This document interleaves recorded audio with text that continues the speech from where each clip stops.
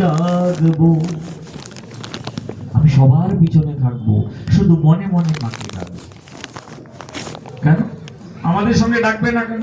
আরে তোমাদের মতো অত সুললিত সুর যদি আমার না থাকে, তোমাদের যদি রসভঙ্গ হয়, একটু জায়গা দাও না। মায়ের মন্দিরে বসি, এর নাম দীনতা। বর্তমান দীনতা নাই, আছে খুব কম। দেখবেন রুটি অহংকার হলেও রুটি কিন্তু আবার অহংকার ছেড়ে দেয়, তাওয়ার মধ্যে ফুট করে ফুলে ওঠে না, নাকি হয় না? অনেক রুটি ফুলে ওঠে, কিন্তু আবার সে সঙ্গে সঙ্গেই অহংকার হয়ে চিন্তা করে না, রে যদি ওইভাবে ফুলে থাকি না, ফট করে কেউ ছিঁড়ে নেবে না, কে নেবে না?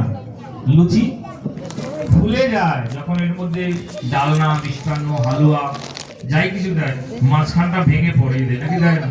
তো অত সুন্দর হয়ে কি লাভ হলো? মানে অহংকার থাকলে কেউ না কেউ তোমাকে ভাঙবে। আর দর্পহারী ভগবান তো বিন্দু মাত্র অহংকার থাকলে কাউকে কৃপা করবে না। সে আমি যতই মুখ পালিশি আলোচনা করি না কেন, যতই সাজি, যত কিছুই করি না কেন, চিন্তা নিয়ে ধরবে, যাবে কোথায়? তাই কোনো দম্বে নয়, কোনো দর্পে নয়, দীনতার যেন মূর্তি হতে পারে। সেই দীনতার মূর্তি হওয়া মানে সাধুত্ব পাওয়া, সেই সাধুত্ব লাভ করা মানে নিজেকে উদ্ধার করা। রাধে রাধে, রাধে রাধে। সেই নিজেকে উদ্ধার যখন করতে পারবো তখন, রাধে রাধে, যেই হৃদয়ে তিনি চরণ রেখেছিলেন সেই তিনি হৃদয় মাঝে বার দাঁড়াবে, নিয়ে পাপীর পাপের ভার বরণ কালো হলো তার। পাপীর পাপের ভার নিয়ে তার বরণটা কালো হয়ে গেল। কস্তূরি তিলকম ললাট ফটলি বক্ষস্থলে কৌস্তবম নসাগরে বরমুক্তিকম করতলে বেনুকরি কঙ্কণম সর্বাঙ্গে হরিচন্দনম সুললিত কণ্ঠে চ মুক্তাবলী গোপস্ত্রী পরিবেষ্টিত বিজয়তে গোপাল চূড়ামণি। তুমি যখন তোমার মন প্রাণ যোগ করে সর্বোচ্চ দশায় গিয়ে পৌঁছে যাবে, যেমন দুধ ঈষদ উষ্ণ মানে কুসুম গরম অবস্থায় যখন সঞ্চার দিয়ে ঢেকে রাখা হয়, যখন পরদিন বা ৩-৪ ঘন্টা ৩ ঘন্টা হলে টক দধি হয়ে যায় মোটামুটি, যখন দধিতে পরিণত হয়ে গেল, চাইলেও আর আমি দুধটাকে বানাতে পারব। অর্থাৎ নিজেকে যখন বিকারগ্রস্ত করে একটা নতুন রূপ দিতে পারবো, তখন যেই রূপে ভগবান আমার কাছে প্রতিভাত হবে, মানে নিজেকে প্রকাশ করবেন, তখন যেই রূপটা হবেন সেই রূপটা কি অনুরূপ হবে?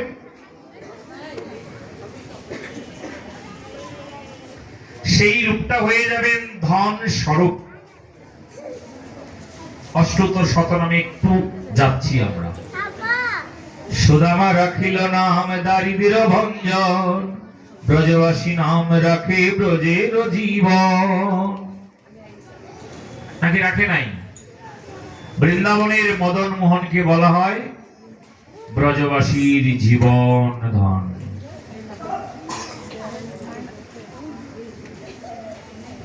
মদন মোহনকে বলা হয় কি?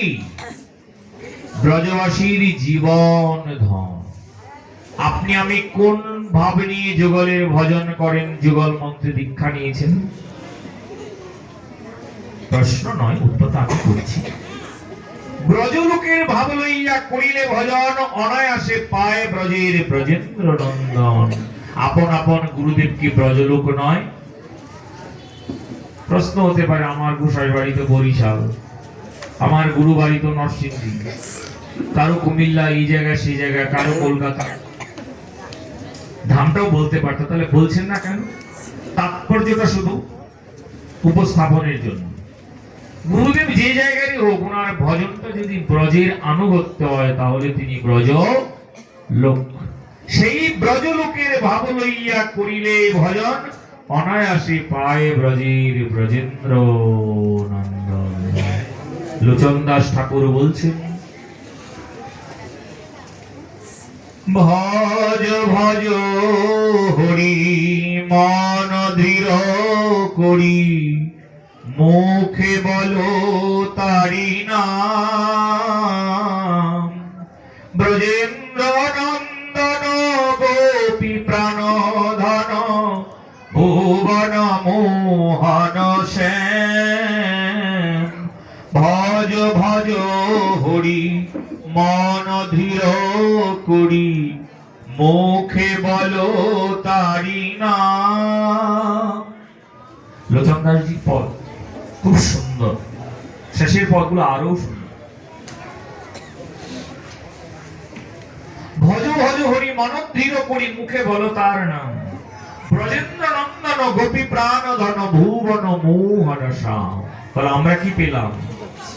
সেই ব্রজলোকের ভাব নিয়ে ভজন করলে ব্রজেন্দ্র নন্দনকে পাওয়া যাবে। জীবমাত্রের জীবনে ধনের প্রয়োজন আছে নাকি নাই? এটা তো গ্রাম নয় যে ফুল তুলসী চাইলেও পাওয়া যাবে। অনেক জায়গা আছে না, কেনা ছাড়া কোনো উপায় নাই। সে পয়সা করিটা তো, অর্থ ধনটা তো লাগবে নাকি লাগবে না? তাহলে তুমি যে ভগবানকে পাবে, তার সেবা করবে, তোমার ধন শ্রী গোবিন্দ দেব। সেই ধন যদি কোনো ধনী ব্যক্তি তোমায় কিঞ্চিত দান করে, তবে তুমি তা দিয়ে একটু নাড়াচাড়া করে, মানে কোনো কাজ করে সেটাকে দিয়ে তুমি দিনাতিপাত করতে পারবে, যাপন করতে পারবে, এছাড়া সম্ভব নয়। তো সেই মদন মোহনকে বলা হচ্ছে কি? ব্রজবাসীর জীবন ধন। দুধকে যেমন দইয়ে পরিণত করা গেলে আর দুধে পরিণত করা যায় না, ব্রজলোকের আশ্রয়ে ভগবানের ভজন করলে প্রথম যেই রূপের কৃপা হয়, সেই রূপের করুণাটাই হচ্ছে মদন মোহনের করুণা। ভাববেন না মদন মোহন মন্দির বিদায় বলছে। সম্বন্ধাদি দেব, অভিদেয়াদি দেব এবং প্রয়োজনাদি দেব, ত্রিতত্ত্ব আছে কিন্তু আমাদের গৌড়িয়া বৈষ্ণবের ভজনে। এই ত্রিতত্ত্বের দিগদর্শন করলে আপনি পাবেন। তাহলে জীবমাত্রের জীবনে যদি সেই ধন হন, বৈষ্ণব দাসের গুরু বন্দনাও তাই বলছে, মধুর শ্রী বৃন্দাবন যুগল ভজন ধন। তাহলে যুগল ভজন ধন কি? রাধারানী সহিত সেই মদন মোহন শ্রী গোবিন্দ দেব। আরে আপনি এত কথা বলছেন কেন, সাদা কেন সেটা বলুন।